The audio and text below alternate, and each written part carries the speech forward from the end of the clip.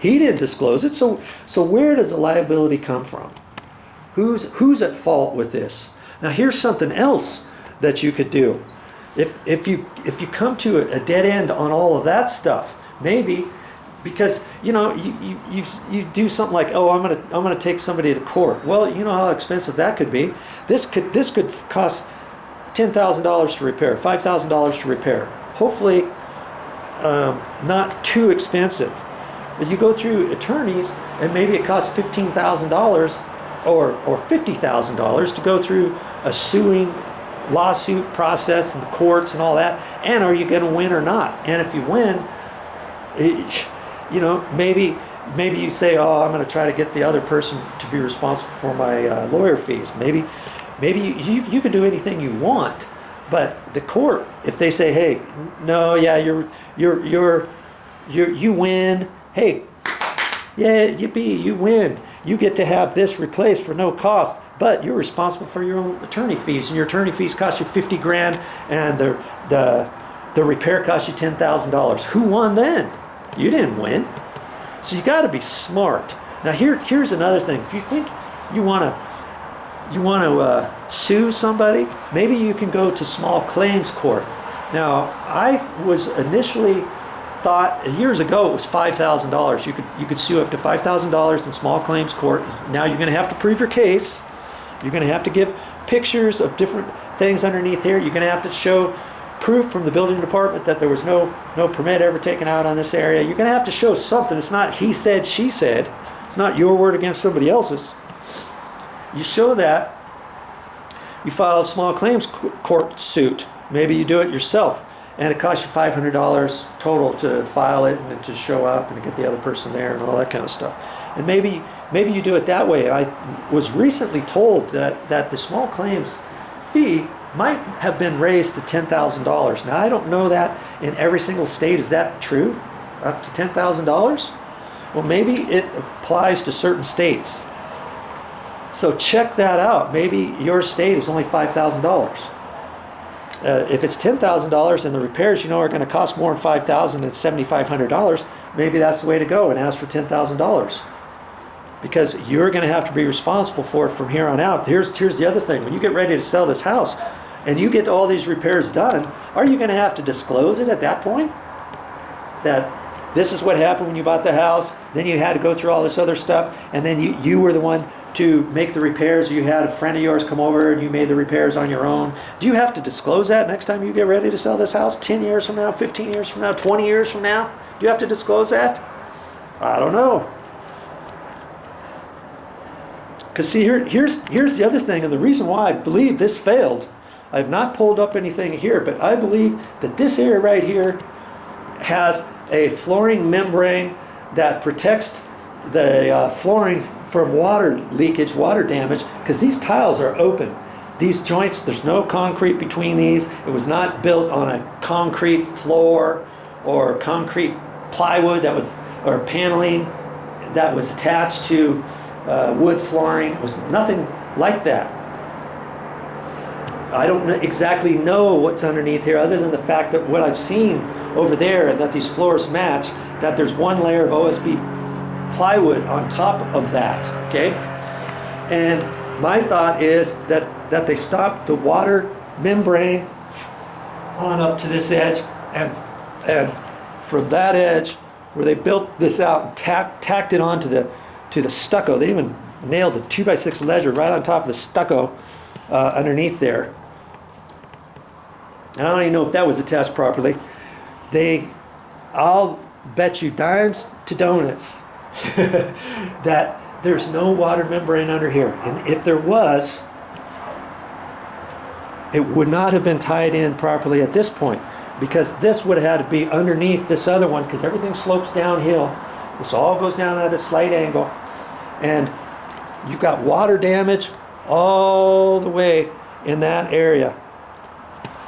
And so if there was a water membrane there, check this out, if there was a water membrane there and it was all done properly, it would have weeped out at the corner edges, and you see right down in there, got that drip edge.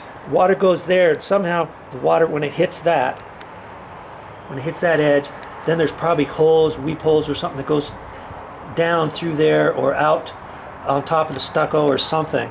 I have not really looked at that very closely yet to see how exactly it does it, but when they added this area here, they installed the same drip edge along here. You come over here and there's the same drip edge there. Now see all that black stuff in there? Maybe they caulked that whole thing and it backed up. But even if they would have done that, it should have only done water damage from about there on over to here, because everything's sloping that direction. But when you look underneath here, this whole area all the way up to the stucco is all waterlogged. All the floor, everything, and all the 2x6s are waterlogged. And these have failed. This one broke down off of the ledger. That one broke down off the ledger. It's just hanging from underneath. And that's why those tiles are drastically angled. Look how far that is. You really think this is safe? And see, now we have a liability issue. Who's responsible at this point? If somebody falls, trips over this, somebody steps right there and the whole thing caves and they go down there and break their arm or hit their neck, and now they're paralyzed forevermore from the neck down. Who's responsible now? The previous owner or the current owner? I don't know. That's another legal issue. Who's responsible for liability issue right now? For safety, for somebody getting hurt, for somebody suing us as the new homeowner, the current homeowner. Who's responsible? If we find out and we prove that the permit was never taken out, it was never inspected, it was added on before, it was never, the water membrane was never installed properly, who's responsible? We have to go to court and prove all that the previous homeowner is responsible. Maybe that's a possibility too, but we don't want to go that far. You know, here's all the different types of things that you got to think about when you get ready to buy a house. You see any structural items, anything that you feel is something that needs to be looked at, you need to point it out and have the homeowner, the home inspector, check it out. Now, had we have seen that it was this bad, and it wasn't when we first purchased it, but it moved down like this, little by little by little. People started walking on a little bit, not knowing that the floor was ready to give out beyond it. Had we have known that this was like this, we would have insisted that the home inspector gain access into this area. And if he said, "Hey, this is covered up, we can't go there," I would have had to have gone back to the previous owner and said, "Hey, you hire someone to cut a hole through there. And if we can't gain access into this area right here, from here over, you pay for somebody, and you as the current homeowner, you gain access for here to have our inspector look underneath this deck and what's going on." Okay? Then the homeowner inspector, he would have found all this, wouldn't he have? He could have found this. The termite inspector would have found what's going on over here. He could have talked about that. And the termite inspector, he is also looking for water damage. He could tell that that's this OSB paneling that goes from this column right here, goes all the way down to the footing. He would see that all that is wet from the floor on down. That's water damage. That the stair stringers that are holding up the floor steps, that was damaged. That would have come into his report, and guess what? We wouldn't have offered as much on the house, or we would have insisted that somebody else come in here, contractor come in here, tell us how much this is going to cost, and either tell the previous homeowner, "Hey, you pay for that," or say, "Okay, we're going to subtract the cost of this and going down and getting permits, having the inspector come out, blah, blah, blah, blah, blah, and it's going to cost X amount. We're going to subtract that from the total that we're offering you." We could have done something like that. But because we didn't know that was there, we weren't able to do that either. Okay? So that concludes this particular video. I hope I've given you some good information on when you're buying a house, when you're selling a house, what to look for, what not to look for, what to insist on, what not to insist on.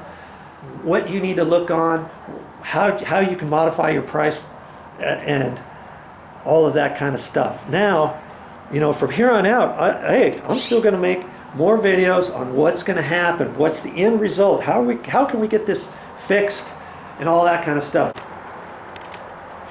So what are we going to talk about next time? I've got the set of plans in the house. I'm gonna take those out and unroll them and look on there and see what those plans show, whether or not those are the existing certified signed off set of plans when they got the permit, or if it's just a copy of the plans. It'll still be interesting, even if it's a copy. It's going to be interesting how they showed this area on those. I'm thinking right now maybe it's not included at all, or maybe it's shown as an option for later on. Maybe these plans are not the approved set of plans that went to the building department. Maybe these are the plans that showed the plans to the prospective buyer for deciding to build it this way or that way, and some of the architect's different thoughts and ideas. And incidentally, the roll of plans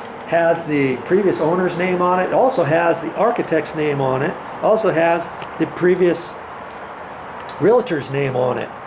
So I think we lucked out on that. I can look at that, and I think what we're going to try to do is gain enough information that we can. Then we can comfortably go back to the owner and say, hey, look, we don't think here's a situation we've come across. Give them the information. Show them why we feel this area is their responsibility to take care of, and try to make some sort of agreement with, okay, this is how much we think it's going to need to replace, and we want you guys to cover that. We want you to give us the money. We'll be responsible to get it fixed. Something like that. Go back to the owner, the previous owner, and try to be as nice as possible, but be firm, give them the information to where they can see. Maybe they don't even know. Maybe they're innocent to the fact, hey, this happened 17 years ago.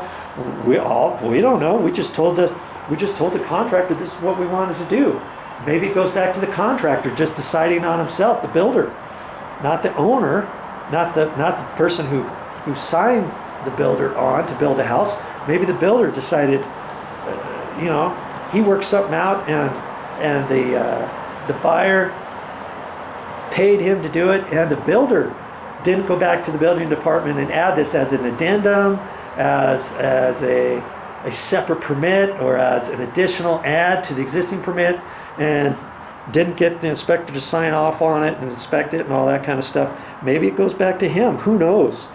Bottom line is, this has to be fixed one way or another, and try to do it the least awkward and the least hardest way to do it, and to still get the end result. We just want it fixed, right? We want it so that it's right, so it's done right. We don't want the liability issue, and we want it all done, and we don't want to make a big old huge fuss about it and a big old lawsuit about it and all that kind of stuff. So step back a minute, get your breath, and say, what would a good person, a like-minded person, do in a situation like this? It's going to get all nasty and throw a fit and a yelling match and accusations and threats and all this kind of stuff. Or do you want to try to do it in a nice, civil, peaceful, harmonious way? Because however it is, that's how you want your lifestyle. Peaceful, harmonious, in as many ways that you have control over. You got control over this situation. Hey, I'm not trying to get you to fire the first shots or anything and to make a big song and dance about this, but I'm giving you different options, different things to think about, and how to get this resolved, how to prevent this from happening in the first place as well. Well, I hope you learned something on this particular video of this series. Keep watching these videos and find out how we get it fixed.